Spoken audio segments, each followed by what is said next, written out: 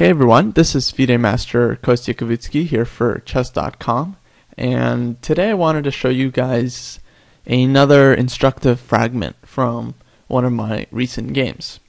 So before we say anything further, I just want you guys to pause the video, take a moment to figure out what's going on in the position, and try to find the best move for white. Okay, assuming you've paused the video and contemplated the position for a little while, we're gonna move on. So an obvious move here that probably a lot of you saw and were pretty happy with is simply rook c1. Right, attacking this pawn, and if black plays the obvious move b6, white has the undermining move a5. After which it's not clear what black can do with this pawn, and it looks like black's pawns on the queen side are getting really disturbed and becoming weak, and it looks like white's rook is going to become activated very soon. So this was certainly a good option, but not the best. I think the best move here was to play the move knight c4. And there are a few points behind this move. The first one is we're controlling this d6 square, which is very important because if you took the time to think about what black wanted to do, then the answer would have been pretty obvious. They would definitely want to put their knight on this d6 square, blocking our passed pawn and controlling some squares in the center, like c4 and e4. And if black was able to accomplish this without, losing any material, then they would be very happy. So stopping the knight from getting to d6 is very good, and it's one of the reasons that makes this move knight c4 the best move in the position. The second point is that white is coming with a threat of knight b6, and this move is very annoying because let's say, for example, black plays some move like rook d8, and then we play knight b6 and they play rook b8. And now black's queen side is just sort of paralyzed, right? And it's not easy for black to activate any of their pieces. And next white can play rook c1 and take this pawn on c5, double up on the c file, and have enormous pressure on the queen side and an extra pawn, which happens to be passed and in the center of the board, right? So this would be completely dominating for white. But it's not clear what black can do about this, which makes this plan of knight c4, knight b6 very strong, right? Before we try to win the c5 pawn, it's first important to activate our pieces to the maximum and try to create some kind of dominating pressure where we don't allow our opponent to activate their pieces. So here black played bishop d7, knight b6, and rook d8. And it seems like black is okay. He's sort of gotten all his pieces out, but when you think about it, it's like, where is this bishop actually going to go? The pawn on a4 and the pawn on d5 are restricting this bishop completely, right? Also, the f5 pawn isn't helping the bishop at all, right? So because this bishop has no active potential, it means that white is still much, much better, and white's pieces are going to be much more active. Now I played rook c1 because it's time to take this pawn and then bring the rook to c7, where I'm going to have a lot more pressure and really build up my position while black sort of has to sit and do nothing. So relatively best here would have been to play knight d6, and after rook takes c5, knight c8.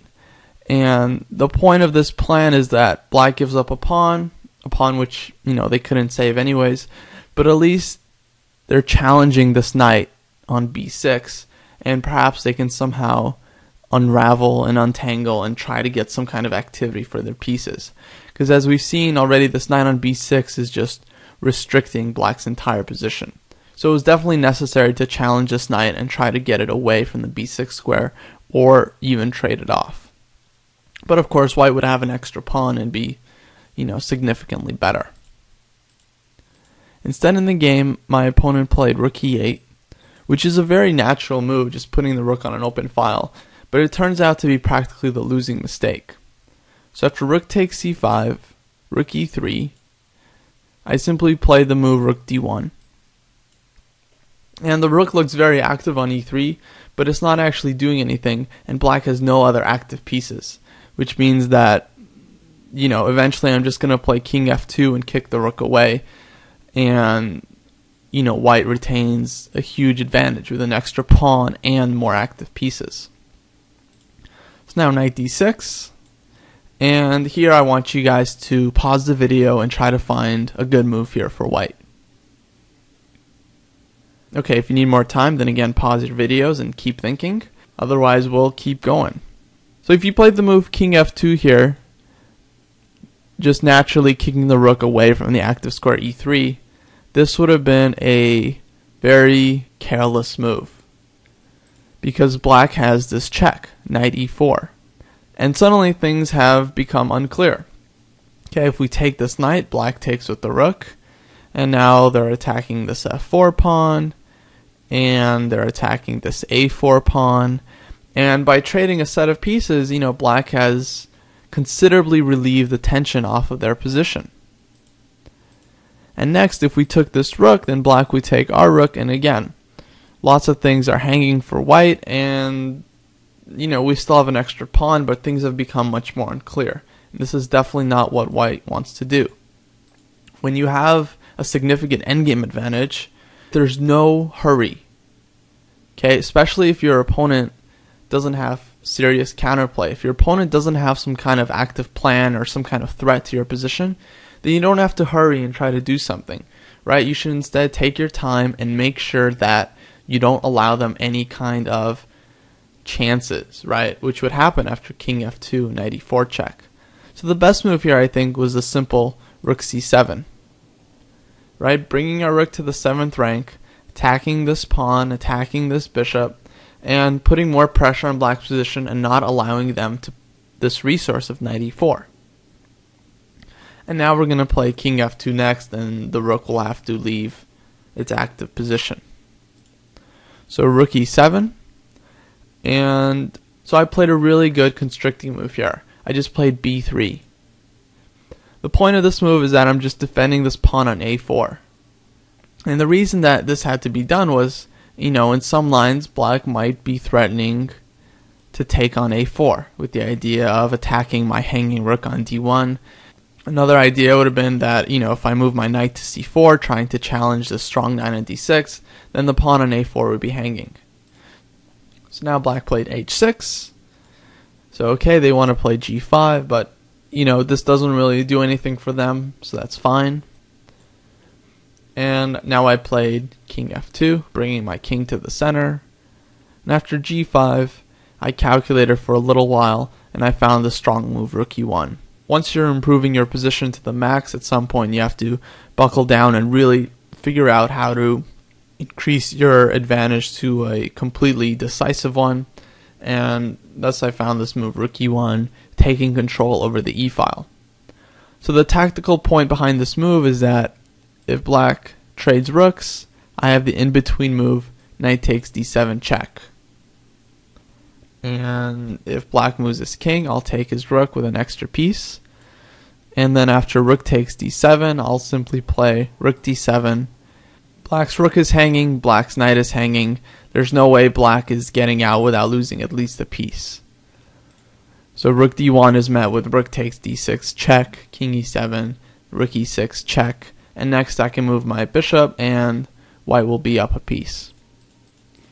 So finding that it's clear that black cannot take on e1 and they have to do something because I'm threatening to take on d7 and then at some point come in with my rook with rook e6 check. So for example, if they sidestep like rook f7, then I can play knight takes d7 check. And there are a couple of tactics here that you need to calculate. So like rook f takes d7, I have rook e6 check, king f7, and rook takes d6, winning a piece.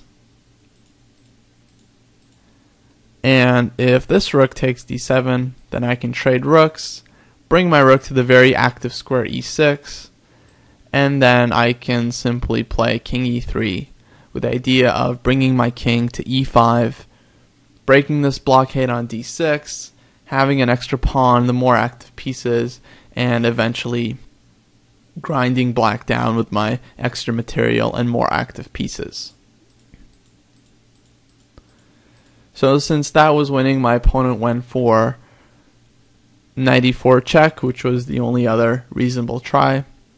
But I simply took, and then I took on g5 because my pawn was hanging. And then I played rook takes b7. No reason not to take this pawn.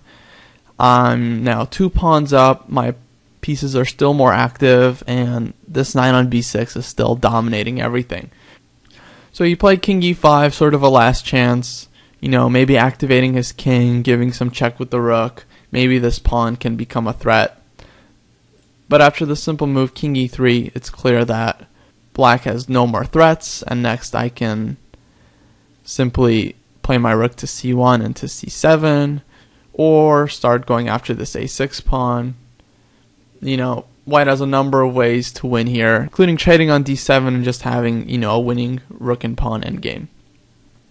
So the main thing I wanted you guys to take away from this position is that you should always look for the most accurate way to improve your advantage in the endgame. And the most important thing is limiting your opponent's counterplay.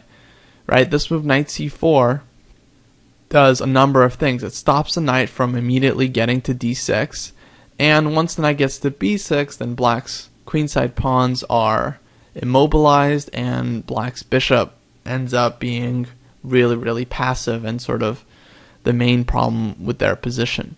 And after that, white got a significant advantage and was able to slowly improve their position and eventually win the game. Thanks a lot for listening, and I'll see you around on Chess.com.